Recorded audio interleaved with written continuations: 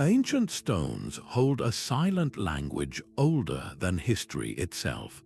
The world's oldest temples reveal a stunning secret hidden in plain sight, a universal human obsession with perfect symmetry. This video will give you the key to understanding a code etched in stone across the globe, a code that connects us directly to the minds of our deepest ancestors. We will explore why structures built over 11,000 years ago exhibit such deliberate and breathtaking balance. How did hunter-gatherers achieve mathematical precision without written language or metal tools? What cosmic truth were they trying to mirror here on Earth? By the end, you will see these sacred spaces not as ruins, but as profound statements about our eternal search for order in the universe. What does our own desire for balance today say about this ancient part of ourselves? This drive for symmetry was a language in itself, a way of speaking to the gods using the grammar of geometry. But what exactly were they trying to say? At its heart, sacred symmetry is far more than a pleasing arrangement of shapes. It is the physical expression of balance, harmony, and a deep-seated belief in a fundamental order governing everything from the cycles of the seasons to the movement of the stars. For these early architects, building with symmetry was a deliberate act of creation, an attempt to construct a perfect miniature of the cosmos here on Earth, a place where the human and the divine could meet. We can see this intention expressed in three distinct ways. The first is bilateral symmetry, the mirror image. Think of a human face or a butterfly's wings. In a temple, this might mean two identical chambers on either side of a central hall. This kind of balance creates an immediate feeling of stability and order, grounding the space in a recognizable, almost bodily harmony. Then there is radial symmetry, where elements spread out from a central point, like the petals of a flower or the rays of the sun. This design pulls your attention inward toward a sacred center, evoking a sense of unity and cosmic energy flowing from a single source. Finally, there is proportional harmony, which is less about mirror images and more about the sacred relationships between measurements. This is the magic of numbers, where the ratio of a room's length to its width or the height of a pillar to its base might reflect a number considered divinely significant. The crucial point is that this was never merely about beauty. A perfectly symmetrical space was believed to be a functionally powerful space, a spiritually charged container. The balance of the architecture was meant to influence the mind and spirit of the person within, to quiet chaos and encourage a state of reverence and connection. It was about building a doorway, not just a building. So when we look at these ancient sites and see their balanced forms, we are not just seeing clever engineering. We are seeing a blueprint for the universe as they understood it, etched in stone.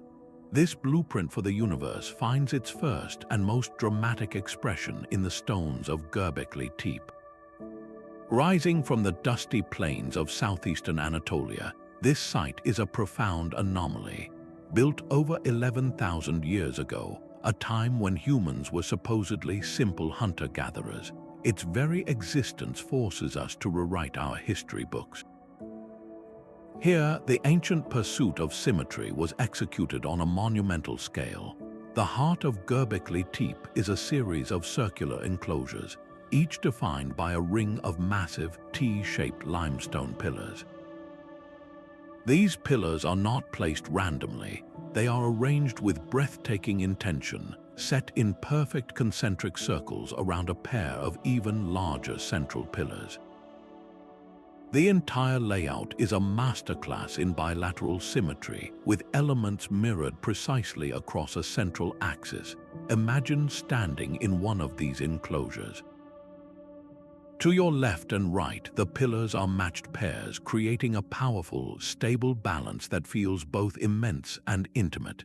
these stones are not blank. They are alive with carvings. A menagerie of foxes, boars, cranes, and scorpions is etched into the limestone, their forms rendered with an artist's hand.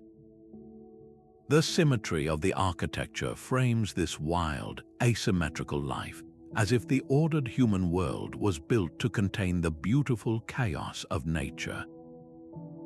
How did a society without writing, without the wheel, without metal tools, achieve such precision? The sheer labor involved is staggering. Quarrying, transporting, and erecting these multi-ton pillars required not just brute strength, but a shared vision and a sophisticated social organization. This suggests these early people were not just surviving, they were collaborating on a staggering scale to create something with profound spiritual purpose.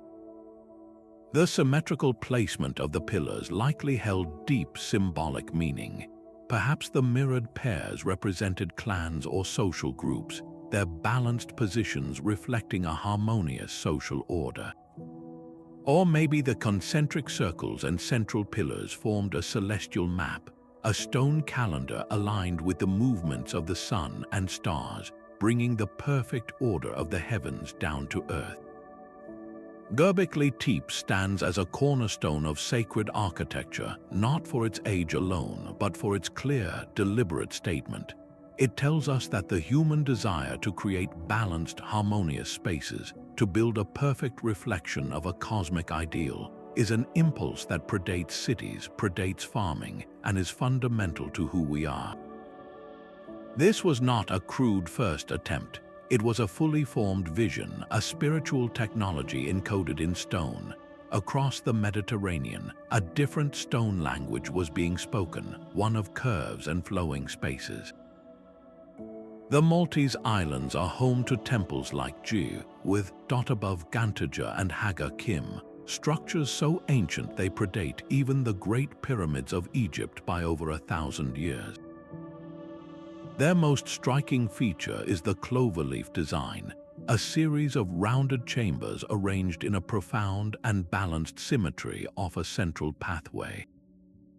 Walking through one of these temples is not a linear journey, but a spiraling exploration of interconnected, harmonious spaces. This was not a random layout. Each curved apse mirrors another, creating a sense of bilateral balance that feels both organic and meticulously planned, as if the very floor plan was grown rather than built. The builders achieved these soaring, domed interiors using a technique called corbelling. This involved stacking courses of stone in ever-decreasing circles, each layer jutting slightly inward over the one below until the space was capped at the top. It was a monumental puzzle requiring an intuitive grasp of physics and weight distribution to create these stable, enclosed voids. But the symmetry here goes deeper than just the floor plan. The temples exhibit a sophisticated understanding of proportional harmony. The relationship between the width of a doorway and the height of a chamber, or the diameter of one apse compared to the next, appears to follow a consistent and deliberate mathematical rhythm. They built this harmony from the very earth itself, using the island's soft Globigerina limestone. This stone was pliable enough to be shaped with stone and antler tools into these smooth, curved forms, yet durable enough to stand for millennia. The resulting spaces feel soft and womb-like, a stark contrast to the angular world outside. What was the purpose of this carefully crafted equilibrium? The evidence suggests these were places deeply connected to the cycles of existence. Archaeologists have found numerous carvings of figures with full, rounded forms, alongside artifacts that point to ceremonies honoring fertility and the great turning of life. The symmetrical, centered design of the temples may have been a physical expression of this belief in balance, a sacred geometry meant to mirror the natural cycles of growth, passing, and renewal. Within these echoing chambers, the architecture itself became a ritual, a stone prayer for harmony in an unpredictable world. this celestial connection was carved directly into the earth itself. The symmetry these ancient builders sought was not confined to the walls they erected. It extended upward to the heavens, anchoring their sacred spaces within the grand, predictable order of the cosmos.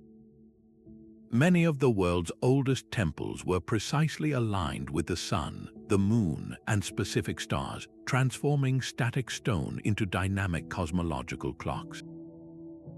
The very architecture became a bridge between the earthly and the celestial. Consider the passage tomb of Newgrange in Ireland. For most of the year, its inner chamber rests in deep darkness. But the entrance is crowned by a unique roof box, a slit perfectly aligned to the horizon where the sun rises on the winter solstice. On those few precious mornings around the shortest day of the year, a narrow beam of sunlight pierces this opening, traveling down the long passageway to dramatically flood the central chamber with golden light. This is symmetry in motion. The fixed, symmetrical structure of the tomb interacts with the symmetrical, cyclical path of the sun to create a moment of perfect, fleeting alignment.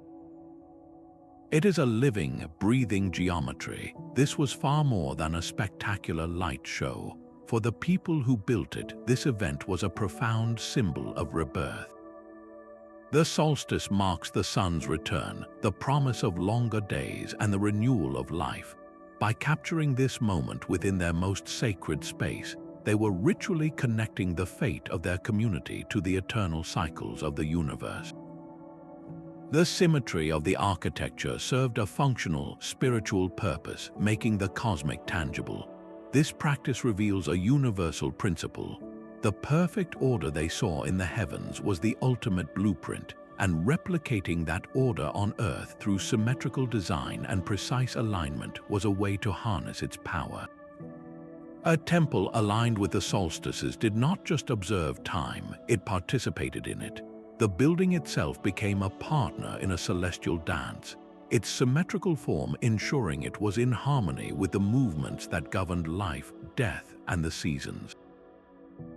This turns the concept of sacred symmetry from a static aesthetic into a living, breathing principle, a perpetual conversation between human creation and the cosmos. The circle is humanity's oldest and most powerful symbol of perfection. Its unbroken line, with no beginning and no end, embodies the eternal cycles of the sun, the moon, and life itself. At sites like Göbekli Tepe and the even older stone circle of Nabta Playa in the Sahara, this fundamental shape forms the very foundation of sacred space. But the circle was never just an empty ring. Its true power resided in its center. Within every sacred circle, a single point was designated as the spiritual anchor, the axis around which the entire universe was believed to turn. This concept, known as the axis mundi, appears across countless ancient cultures. It was the world axis, the cosmic connection point linking the underworld below, the earthly realm we walk upon, and the celestial heavens above. In a symmetrical stone circle, this axis was often made physically real. It could be a towering central pillar, a single massive monolith, or a carved stone set directly at the geometric heart of the enclosure. This central point transformed the entire structure. The radial symmetry of the surrounding stones was not merely decorative. It was a deliberate act of creation, with every element arranged to emanate outward from this sacred core like ripples from a stone dropped in water. This created a sacred geography, a miniature cosmos in stone. The temple became a focal point, a place where cosmic energy was believed to converge and spiritual power could be accessed. To stand within such a space was to position oneself at the very center of existence, aligned with the fundamental order of all things. Why did this specific form of symmetry feel so universally sacred? Perhaps because it mirrors our most fundamental experiences. We are born from a rounded form. We live on a planet that circles a star. The circle, with its central axis, is a map of the universe as our ancestors perceived it, a place where everything is connected and everything returns to its source. This pursuit of a centered, symmetrical space was not about building walls, but about defining a point of contact with the divine. These ancient builders were speaking a silent language of number and form.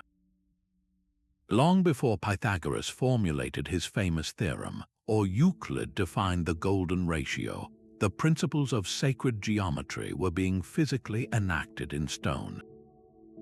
At places like the Mnajdra temple complex in Malta, the symmetry we perceive as beauty is underpinned by a hidden framework of mathematical relationships.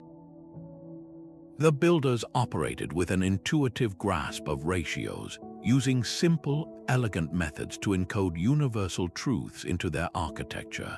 They may not have had a written mathematical language, but they understood that certain proportions simply felt right, that they created a harmony that resonated with the natural world. One of the most persistent ideas is the presence of the golden ratio, a special number approximately equal to 1.618. This ratio appears throughout nature, in the spiral of a nautilus shell, the arrangement of seeds in a sunflower, and the proportions of the human body. It is often considered the formula for perfect beauty.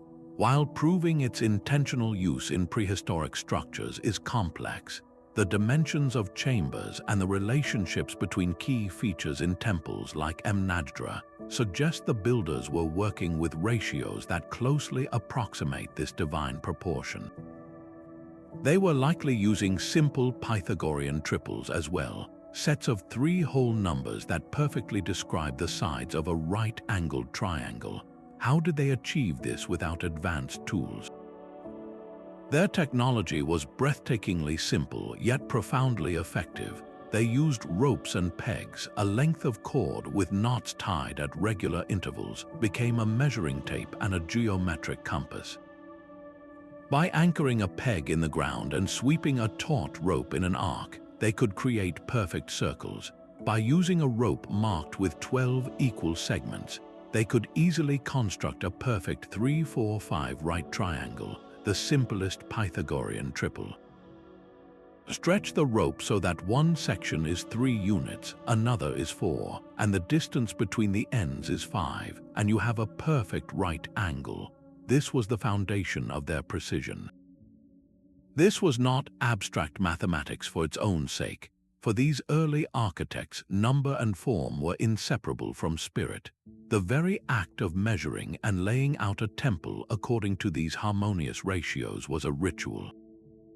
They were not just building a structure, they were weaving the fundamental order of the cosmos into a physical space.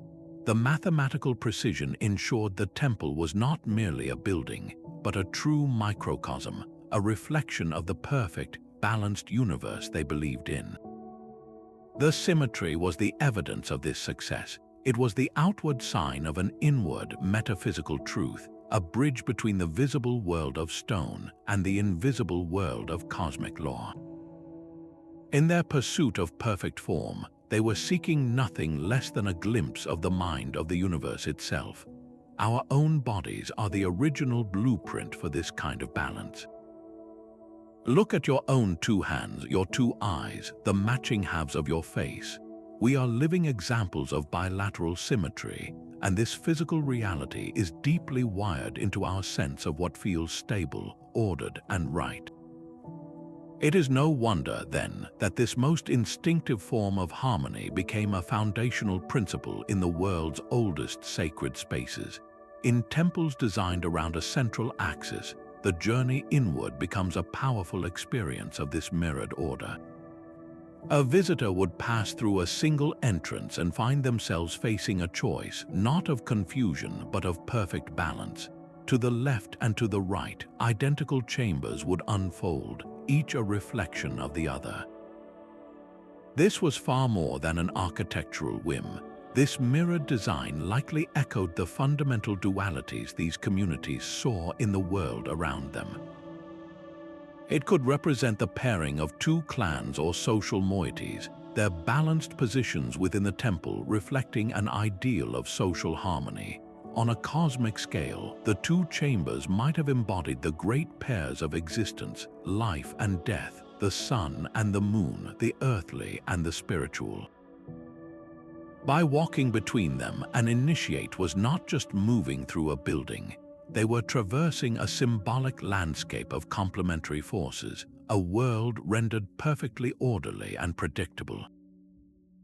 This carefully crafted environment stood in stark contrast to the untamed wilderness outside.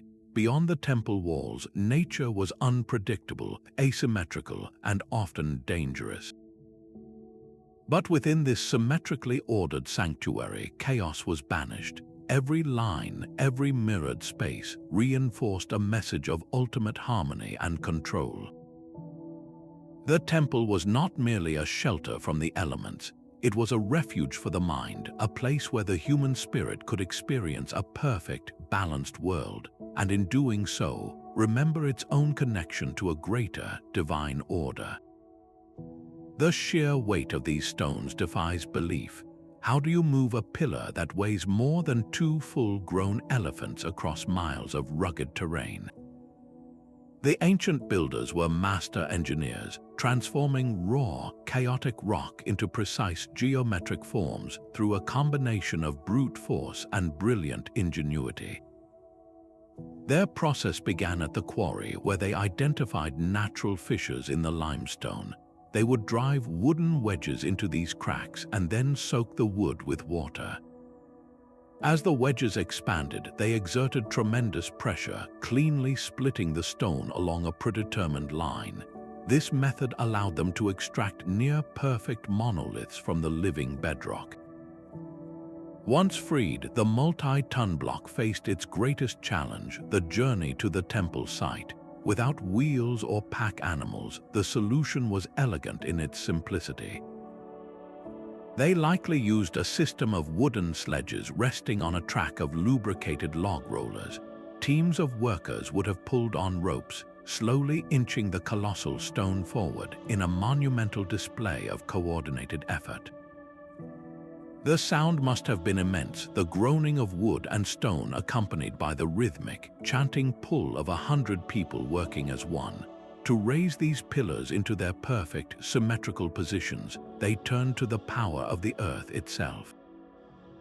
They would dig a sloped trench leading to the prepared foundation hole. Using levers and ropes to guide the stone, they would ease it down the ramp until its base was securely in place.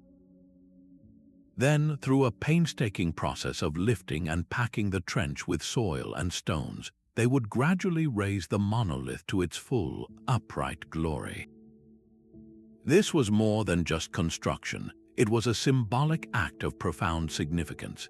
Taking a raw, irregular block from the earth and shaping it, transporting it, and standing it in perfect balance with another was a physical metaphor for imposing human order onto natural chaos. The choice of material was never accidental. At Göbekli Tepe, the flint-hard limestone demanded incredible persistence to carve, but it guaranteed the symbols and the symmetry would endure for millennia. In Malta, the softer Globigerina limestone allowed artists to create those smooth, flowing curves and intricate spiral motifs, a different but equally deliberate expression of harmony. The very substance of the temple was part of its sacred message. This communal labor, this shared struggle to achieve perfect balance, may have been as important as the finished temple itself. It was a ritual enacted with ropes and sledges, a collective prayer for harmony written not in words, but in the slow, deliberate movement of stone. This shared architectural language presents a profound puzzle. How could cultures separated by oceans and millennia arrive at such similar blueprints for the sacred? Did a single, forgotten teacher spread this knowledge across the ancient world, or were they all listening to the same silent, universal instructor? When we place the circular enclosures of Göbekli Tepe beside the Cloverleaf temples of Malta and the earliest stepped platforms of Mesopotamia, the parallels are undeniable. Each design revolves around a central axis. Each uses symmetry to create a zone of perfect order. Each, in its own way, attempts to mirror the cosmos. The vast distances and time spans between these sites make the idea of direct cultural contact incredibly difficult to support. There were no ancient cargo ships crossing the Atlantic, no caravans connecting Anatolia to Britain. This suggests something more profound than mere imitation was at work. It points to a universal impulse, a shared cognitive blueprint hardwired into the human mind. Our own bodies are bilaterally symmetrical. We observe the cyclical symmetry of the sun rising and setting, the moon waxing and waning, the seasons turning in a never-ending circle. Is it any wonder that when early humans sought to build a home for the divine, they reached for these fundamental patterns of balance and return? The circle, the center, the mirrored halves, these are not invented concepts. They are observed truths of the natural world. Creating a symmetrical sacred space was perhaps an instinctual act, a way of building a sanctuary that felt right because it resonated with the deepest rhythms of life itself. This was a parallel development in humanity's spiritual awakening. Separate cultures facing the same mysteries of existence independently arrived at a similar solution: to construct a small, perfect universe where the human and the divine could meet in harmonious balance. This transforms these temples from isolated monuments into a single, global testimony. They are not evidence of a lost civilization, but of a found connection, a shared human quest for meaning etched in stone across the globe. The stones themselves seem to remember the sound. Step into the heart of one of these ancient, symmetrical temples, and the silence is not truly silent. It is a space waiting to be filled, engineered to transform human voice and rhythm into something otherworldly.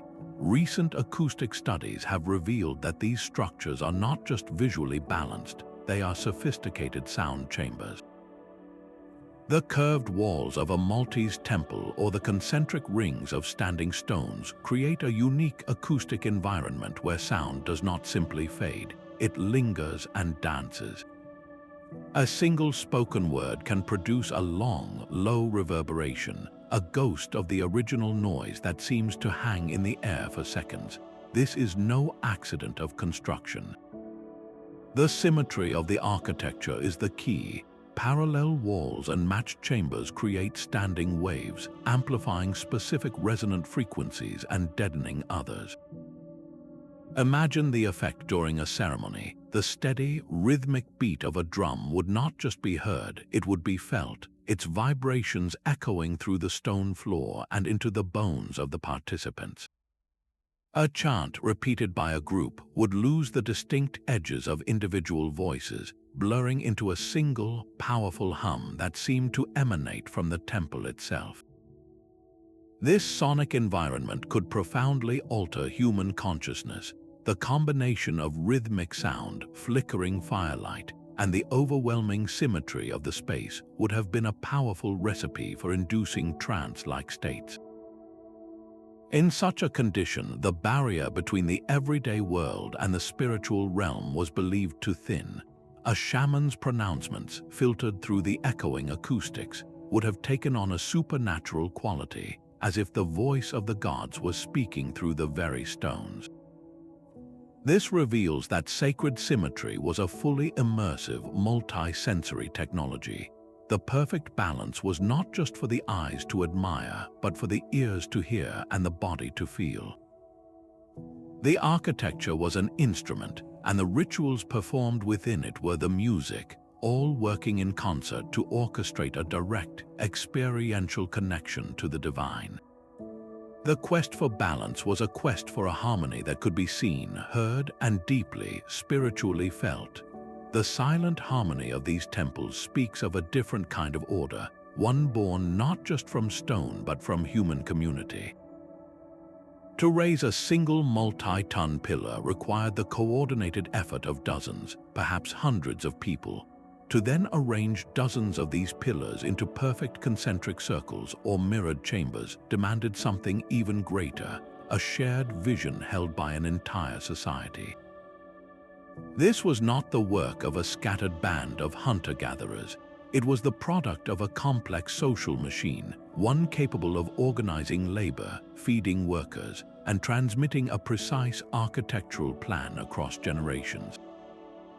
The breathtaking symmetry we see etched in stone is the physical evidence of a profound social symmetry, a community acting in concert toward a single, magnificent goal. The very act of building became a ritual that strengthened social bonds, pulling ropes in unison, guiding a sledge along its track, raising a pillar into its perfect position. These were all physical metaphors for cooperation. Each successful step reinforced the power of the collective over the individual, proving that together they could achieve the impossible. The resulting temple, with its flawless balance, then stood as a permanent monument to that collective achievement. It was a tangible symbol of their shared identity and their unified worldview, a constant reminder that they were part of something larger than themselves. In a world without written laws or centralized governments, this architectural harmony may have served as the ultimate social contract. The balanced pillars and mirrored chambers physically represented the ideal of a balanced society, where different clans or families had their designated equal place within the whole. Gathering within this symmetrically ordered space for ceremony or celebration would have powerfully reinforced this message. Every time the community came together inside those walls, they were not just honoring their gods, they were reaffirming their own social unity, their place in a perfectly ordered human cosmos. The temple was both the product of social cohesion and the tool that perpetuated it.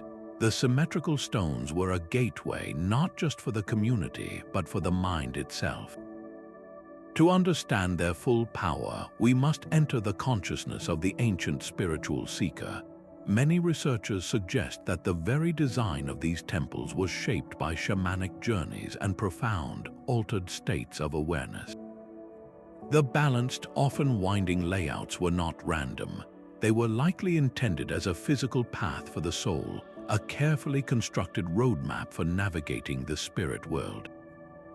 Think of walking through the Cloverleaf chambers of a Maltese temple. Your journey is not a straight line, but a spiraling progression through mirrored spaces. This repetitive, rhythmic pathway is precisely the kind of sensory cue that can guide a mind toward a trance state. The predictable symmetry of the architecture provides a stable anchor, a familiar and safe structure within which the unpredictable visions of a spiritual journey could unfold. The carvings on the walls take on a new meaning in this light. The repeating spirals, the herds of animals, the geometric patterns, they were not mere decoration. They could have served as powerful focal points for meditation, their rhythmic visuals helping to still the conscious mind and open a doorway to other realms. For a shaman preparing for a voyage beyond the ordinary, this environment was a perfect tool. The echoing acoustics we discussed earlier would have blended with the visual rhythm, the sound and sight working in harmony to alter perception.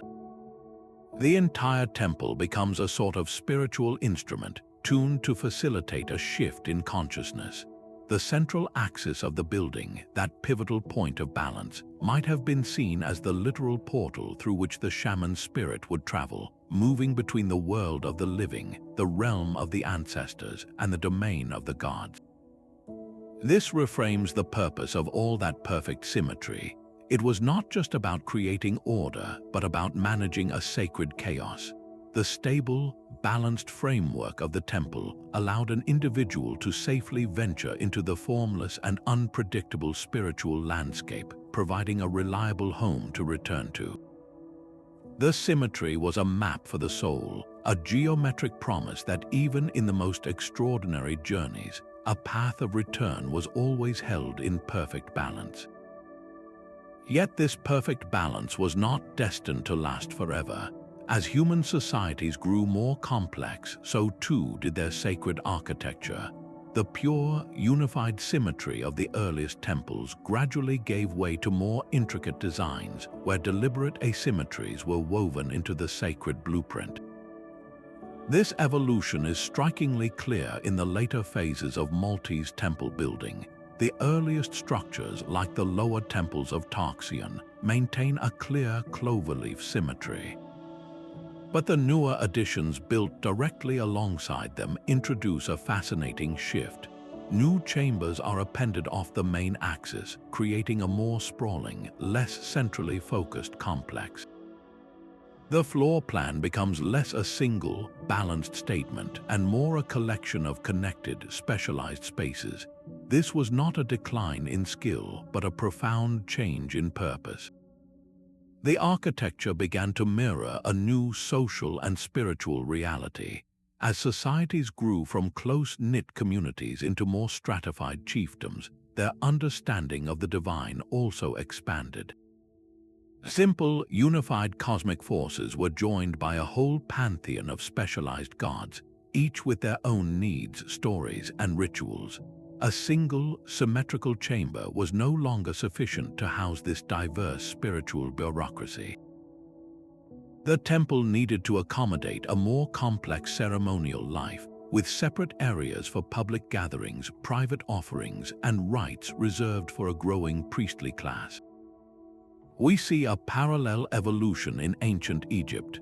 The earliest shrines were simple, symmetrical structures, but over centuries, the classic Egyptian temple emerged as a long processional axis. A visitor would move from the open, sun-drenched courtyard through a forest of columns in a hypostyle hall, and finally into the dark, restricted inner sanctuary.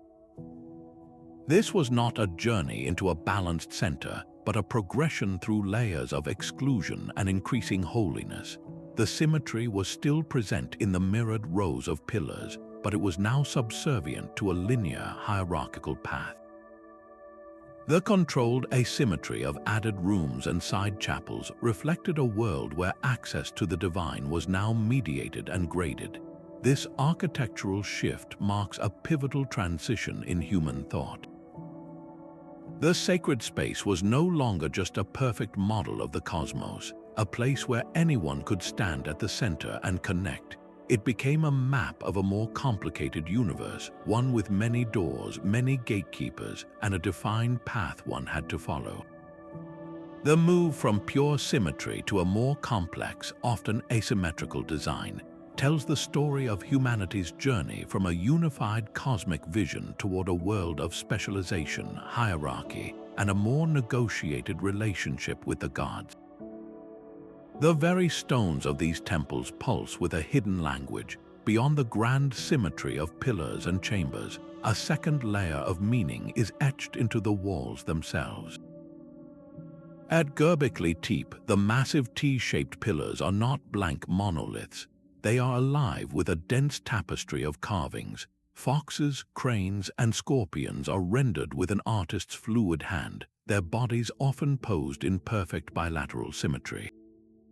This mirroring of animal forms echoes the mirroring of the architecture that surrounds them.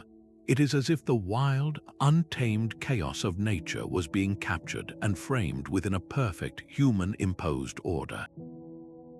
These animal figures were likely far more than decoration.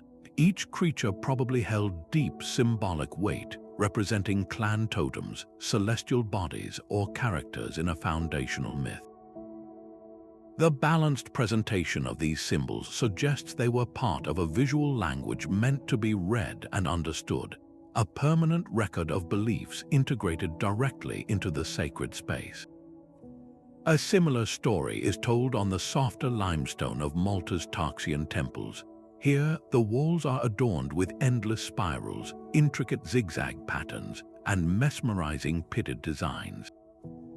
Look closely at these spirals. Many are not random scribbles. They exhibit a flawless rotational symmetry, swirling out from a central point in a continuous, unbroken line. This is the circle in motion, a visual representation of eternal cycles.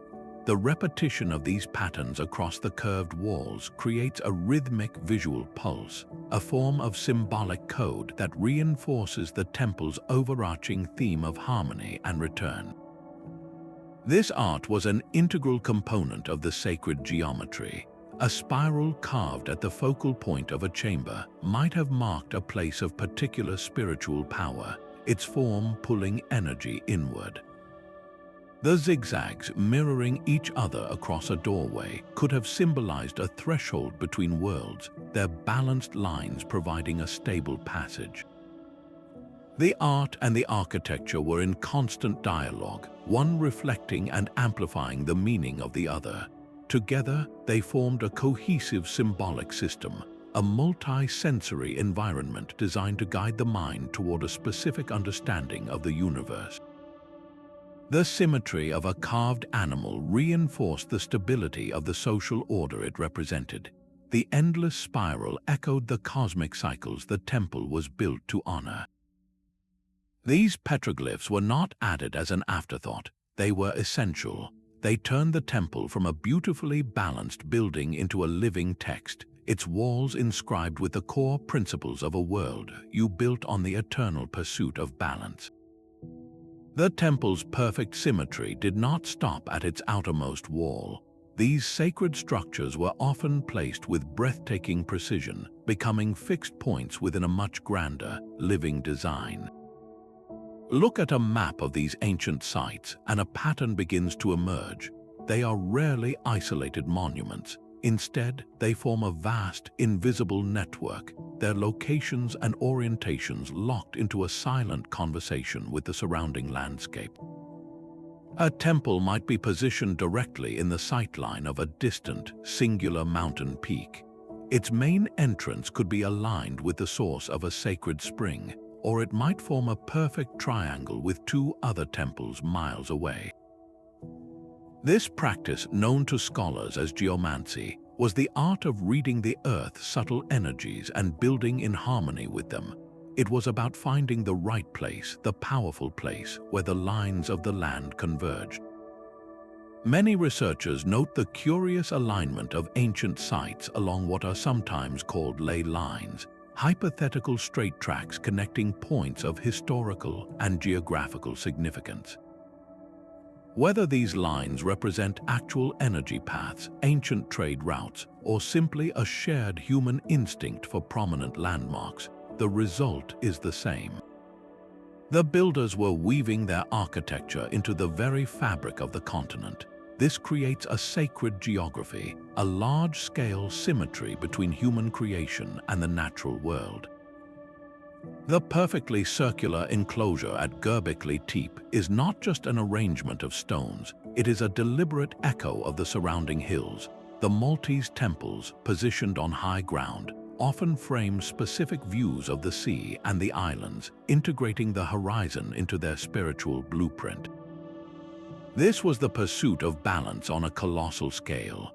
It meant that a person standing at the temple's center was not just at the heart of a man-made cosmos, but was also perfectly situated within the living, breathing body of the earth itself. The sanctuary was a focal point, a node where the power of the land was believed to be most concentrated and accessible. Why go to such extraordinary lengths? Because for these cultures, the divine was not separate from nature, it was inherent within it. The mountain was not just a mass of rock, it was a spiritual being. The spring was not just a source of water, it was a gift from the underworld. By aligning their most sacred spaces with these powerful features, they were completing a circuit, grounding their human-made harmony into the eternal, stable harmony of the world itself. The temple and the terrain became a single, unified expression of cosmic order. That ancient pursuit of balance did not fade with the megaliths. The same principles of sacred symmetry were carried forward, refined by the hands of time into the very bedrock of classical civilization. We can trace a direct line from the organic curves of a Maltese temple to the soaring columns of the Parthenon. The Minoan Palace of Knossos on Crete, with its vast central courtyard, provides a stunning link in this chain. While far more complex than a prehistoric temple, its layout still revolved around a powerful central axis, with wings and chambers arranged in a balanced, almost mirrored fashion around this core. This was not the pure symmetry of a circle, but a new, more sophisticated version adapted for a palace, a city, and a seat of power. The fundamental idea remained to create a zone of perfect order at the heart of human activity. This architectural philosophy was then inherited and perfected by the Greeks. They took the intuitive sense of proportion found in Mnajdra and codified it into the precise mathematical ratios of the classical orders, Doric, Ionic, and Corinthian. Every element of a Greek temple, from the height of a column to the space between them, was governed by a strict system of proportional harmony. This was sacred geometry written into a formal code. The central axis remained paramount, approached by a symmetrical staircase and flanked by a perfectly balanced colonnade. And just like their prehistoric ancestors, the Greeks aligned their temples with celestial bodies, orienting them to catch the rising sun on a god's feast day. The pursuit of symmetry had evolved from an instinctual act into a conscious intellectual discipline. The intuitive balance sought by the first temple builders became the cornerstone of Western architectural theory, a testament to the enduring power of this ancient human need to build a reflection of cosmic order here on Earth. A new chapter in this ancient story is being written with beams of laser light. While our eyes can only see the weathered surfaces of these temples, modern technology peers directly into their geometric soul. Tools like three-dimensional laser scanning and ground-penetrating radar are acting as digital time machines, stripping away millennia of erosion to reveal the original vision of the builders.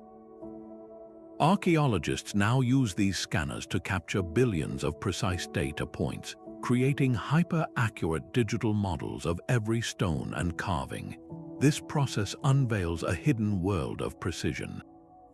What appears to our eyes as a slightly irregular curve is shown by the data to be a segment of a mathematically perfect circle. A flaw that looks uneven is revealed to have a deliberate, subtle incline toward a central point, a design feature completely invisible without this technological lens. Ground-penetrating radar sends pulses of energy deep into the Earth, mapping foundations and detecting buried structures without ever lifting a trowel. This has uncovered entirely new symmetrical chambers hidden beneath the soil, proving that the temples we see today are often just the heart of a much larger, equally balanced complex. With these precise digital models, researchers can run incredible simulations. They can calculate the exact acoustic properties of a chamber, understanding how sound would have bounced from its symmetrical walls to create those powerful reverberations. They can analyze sightlines, confirming how a person standing at the central axis would have a perfectly framed view of a specific mountain peak or celestial event. This moves the discussion from fascinating speculation to concrete, data-driven insight. The numbers do not lie. The consistent ratios, the perfect alignments, and the flawless curves all point to one undeniable conclusion. This was not approximate work. It was executed with a staggering level of intentionality. This scientific validation does not diminish the mystery, it deepens it. We now have undeniable proof that our ancestors achieved a level of architectural sophistication we are only just beginning to measure, forcing us to look at these silent stones with a fresh and humbled awe. Our brains are hardwired to find comfort in balance. Faced with a perfectly symmetrical space, your mind does not have to work hard to make sense of it. The information is orderly and predictable, which allows your cognitive load to lighten almost instantly. This effortless processing is inherently pleasing, a quiet sigh of relief for your neural pathways. It creates a foundation of calm, a mental stillness that is the perfect precondition for deep contemplation or spiritual connection. This is the hidden psychological power the ancient builders tapped into, whether they understood the mechanism or not. They were crafting an experience, not just an enclosure. Outside the temple walls, the world was a place of constant uncertainty, of asymmetrical dangers and unpredictable events. But within this geometrically perfect sanctuary, every line reassured the visitor that here, at least, the universe operated under a law of absolute harmony. This predictable environment directly reduces stress, allowing a person to let down their guard and turn their focus inward. In a sacred context, this psychological calm becomes a spiritual amplifier. The quieted mind is far more receptive to a sense of awe, to the feeling of something larger than oneself. The symmetrical space does not just house the ritual, it actively prepares the individual to participate in it fully. The architecture itself guides you toward a state of reverence, so when we stand in one of these ancient, balanced chambers and feel a sense of profound peace, we are not just responding to the beauty of the stones. We are experiencing a biological and psychological truth that our ancestors intuitively understood. They built refuges for the human spirit, using the timeless language of symmetry to create a doorway not just to the gods, but to the quiet center of our own mind. Yet this silent stone language is incredibly difficult to decipher. We are trying to understand a world without written records, where every interpretation is a careful guess. The evidence we have is often fragmentary, a handful of pieces from a vast and complex puzzle. A single carved symbol might mean a clan, a star, or an entire story, but we have lost the key to its true meaning. The greatest challenge is to avoid projecting our own modern minds onto these ancient builders. It is tempting to look at a temple's layout and see advanced calculus or a unified global theory, when its creators may have been guided by a completely different intuitive logic. We must resist the urge to turn them into versions of ourselves, and instead strive to meet them on their own terms, in their own lost world. Adding to this intellectual challenge is a pressing physical one, the ongoing battle to preserve what remains. These temples have endured for millennia, but they now face threats more relentless than time. The soft limestone of Maltese temples is vulnerable to wind and rain, their delicate carvings slowly softening with every passing storm. The very act of admiration, the footfall of thousands of visitors, can cause irreversible damage to ancient floors. Environmental changes introduce new dangers, as shifting weather patterns and increased salinity in the air accelerate decay. Protecting these sites is a global responsibility. They are non-renewable resources, each stone an irreplaceable page from the first chapter of human architecture. The loss of even a single carving is the loss of a unique voice from our collective past, a silent sentence erased forever from the story of who we are. The same symmetrical patterns that shaped the stones also structured the stories these cultures told. Across the ancient world, creation myths describe a universe born from a state of perfect unity, a primordial whole that gracefully divides into balanced, complementary halves. This is the symmetry of the cosmic egg, cracking open to form the sky above and the earth below. It is the world tree, its roots reaching deep into the underworld and its branches stretching high into the heavens, perfectly mirrored around a central, life-giving trunk. These are not just tales, they are cosmological blueprints. The universe itself was envisioned as a place of profound balance, built from great pairs of opposites, light and dark, male and female, chaos and order. This mythical framework provided the essential narrative that gave meaning to the temple's form. Why build a circular sanctuary with a central pillar?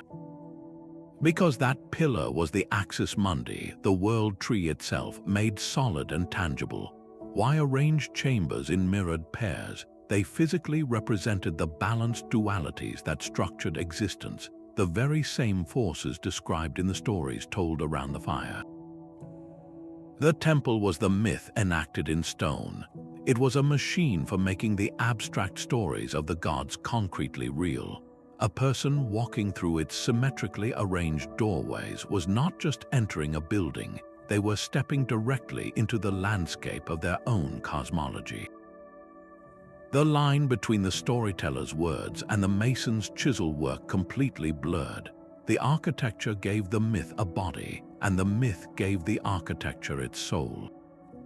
This deep connection reveals that the pursuit of symmetry was not merely an aesthetic choice or an engineering principle. It was a fundamental act of world building, an attempt to weave human life seamlessly into the sacred, balanced order of the universe itself. These symmetrical spaces were not silent monuments but stages for profound human experience. Imagine the air thick with the smoke of sacred herbs and the low, rhythmic chant of 100 voices. The ceremonies that animated these temples were likely as meticulously structured as the architecture itself, a living ritual mirroring the stone one. Seasonal festivals would have pulsed through these enclosures, marking the solstices and equinoxes with ceremonies of light and shadow. The entire community might have gathered outside the main entrance, a single, asymmetrical crowd waiting to be organized. Then, at a pivotal moment, a procession would begin. Led by elders or spiritual leaders, the people would file through the narrow doorway, their chaotic human form being reshaped by the perfect geometry of the temple. As they moved inward, the symmetrical layout would have choreographed their every step. The central pathway would split the group into two mirrored streams, each flowing into an identical side chamber. This physical separation was not a division but a harmonization, placing every individual into a designated, balanced position within the sacred whole. The rituals performed here were likely deeply symbolic reenactments of their most important myths. A story of a great hunter and his prey might be performed with masked dancers moving in mirrored patterns between the central pillars, their steps tracing the same bilateral symmetry carved into the stone. Offerings of grain, polished stones, or ceremonial objects might be placed in identical niches on opposite walls, a physical prayer for balance in the community and the natural world. The central altar, positioned at the very axis of the complex, would have been the focal point of this sacred theater. Perhaps it was here that a shaman, surrounded by the reverberating acoustics, would channel a message from the ancestors, their voice amplified and transformed by the stone. Every architectural feature framed a specific action. A doorway aligned with the winter solstice sunrise did not just let in light, it framed a moment of divine contact, a beam of light that would strike a single carved spiral on the back wall, signaling the start of a new cycle. This was the ultimate function of the symmetry, to ritualize human behavior. The predictable, balanced environment imposed a sacred order on every gesture and every movement. By walking the prescribed paths and performing the mirrored actions, the participants were not just watching a ceremony, they were embodying it. They were physically rehearsing the cosmic order, their own bodies becoming temporary instruments of the perfect harmony the temple represented. In this sacred dance, the boundary between the human and the divine truly blurred. The blueprint itself is a ghost, invisible yet undeniable. We are left to wonder whether a single, brilliant mind first drew these perfect circles in the sand, or if the grand design emerged slowly, shaped by the hands of countless generations. The stones offer conflicting clues. At a place like Göbekli Tepe, the sheer consistency of the T-shaped pillars and their flawless radial arrangement screams of a master plan. Imagine the organizational feat, not just of labor but of vision. Someone, or perhaps a small council of revered elders, must have held the complete geometric concept in their mind, directing the work with unwavering authority to ensure the final structure matched the initial sacred idea. This suggests a society with a clear hierarchy, a shaman priest figure who could channel the will of the gods into an architectural blueprint. Yet at other sites, the story is more complex. Look closely at the sprawling Maltese temple complexes. Archaeologists can see the seams, literal lines in the stone where new walls were grafted onto old ones.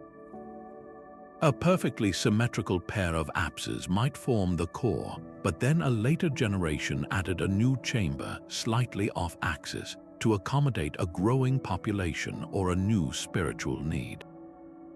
This reveals a different kind of genius, a cumulative tradition. The original symmetry was so fundamental that even as the temple grew, the builders meticulously maintained its balanced proportions, adapting the sacred geometry rather than abandoning it. This was not a loss of vision, but its living transmission. Knowledge of the correct ratios and alignments was passed down, likely through oral tradition and ritual practice for centuries. So, who was the Neolithic architect? They were likely both the singular visionary and the entire community across time. The master plan may not have been a set of drawings, but a deeply ingrained set of rules, a spiritual and geometric formula that every generation learned to apply. The true blueprint was not on parchment, but in the collective memory of the people, a song of stone and symmetry that each new voice helped to sing. The wind and weather were not just obstacles to these builders, they were partners in the design. The perfect symmetry of these temples was not sealed off from the world, but deliberately woven into its fabric. The placement of a doorway was a calculated decision.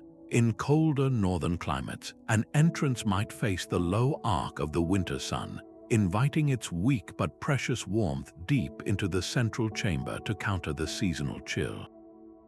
In contrast, a temple on a storm-lashed coast might position its single, narrow entrance away from the prevailing winds, using the solid, symmetrical mass of its walls as a shield against the elements. This was a profound dialogue between the built environment and the natural one. The choice of stone was the first act of this conversation. Builders did not import exotic materials from afar. They used what the land provided, and in doing so, they rooted their sacred geometry directly in the local geology. At Göbekli Tepe, the hard, flint-like limestone demanded immense effort to shape, but it guaranteed the symbols would endure for millennia under the harsh Anatolian sun. In Malta, the softer Globigerina limestone was a gift, allowing artists to carve those smooth, flowing curves that echoed the surrounding hills and sea coves.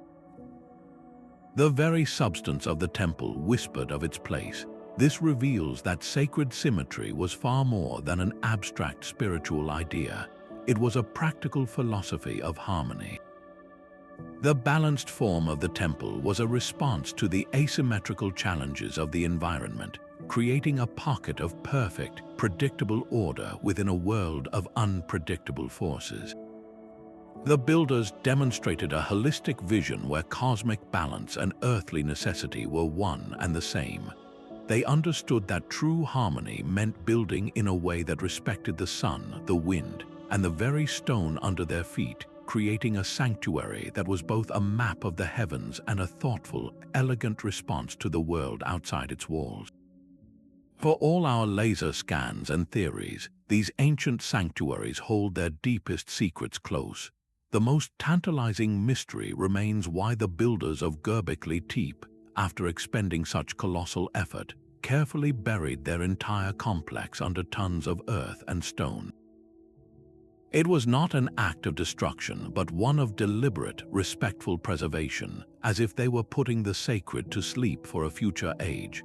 What knowledge were they protecting, and from whom? Then there are the haunting oracle holes found in Maltese temples like Hal Saflieni. These are narrow, meticulously carved tubes that channel sound from hidden inner chambers to specific niches in the outer walls. Was this an acoustic trick, allowing a priest's voice to seemingly emanate from the stone itself, a divine whisper meant to guide those seeking answers?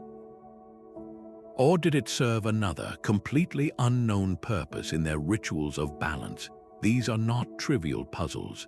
They are fundamental gaps in our understanding of the prehistoric mind. And they lead to the greatest question of all. If hunter-gatherers were capable of this, what else did they build that still lies hidden? Vast regions of our planet remain largely unexplored by archaeologists.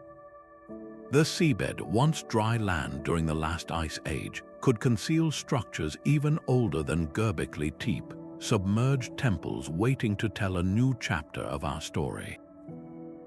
Every unanswered question is a beacon for the next generation of explorers. New excavations, armed with ever more sensitive technology, continue to probe these ancient stones. Each season of digging holds the potential for a single discovery that could shatter our current timeline and force us to completely rethink the dawn of civilization. The pursuit of symmetry, it turns out, is an endless journey. It is a quest that began with ropes and pegs and continues today with satellites and supercomputers, all driven by the same human yearning to understand the deep, balanced order of our world. These silent stones ask us a final, resonant question. What does this ancient, universal impulse for balance say about us today? The pursuit of symmetry was never just about arranging rocks. It was a profound philosophical statement about a universe governed by order, a spiritual practice to align the human soul with that cosmic rhythm, and a monumental communal endeavor that proved we are stronger together. The perfect circles of Göbekli Tepe and the flowing chambers of Malta are more than ruins. They are timeless testaments to a quest for meaning that defines our species. They challenge us to see past the weathered limestone and recognize the shared aspirations that connect us across 12,000 years. We built these sanctuaries not to escape the world, but to find our harmonious place within it. What echoes of that ancient harmony do you see in our modern world? We would love to hear your reflections on these timeless wonders in the comments below. And if this journey into the depths of historical mystery resonated with you, subscribe to continue exploring the greatest puzzles of our shared human story.